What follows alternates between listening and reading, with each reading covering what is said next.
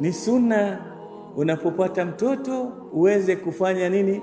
Aqiqa, sunna ya kuchinja. Mtume sallallahu alaihi wasallam alimchinjia Hassan na Hussein kondoo ngapi? Wawili. Kasema kwamba mtoto wa kike mbuzi mmoja wa kondoo mmoja, wa kiume wangapi?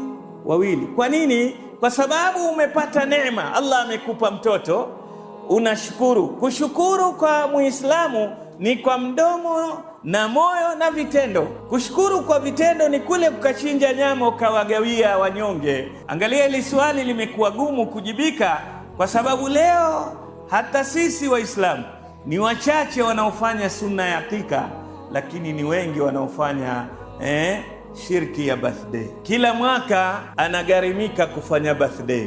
Ndani kuna miziki, ndani kuna michanganyiko aume na wake, wasichana na wavulana, ndani kuna maasi ya yale na yale.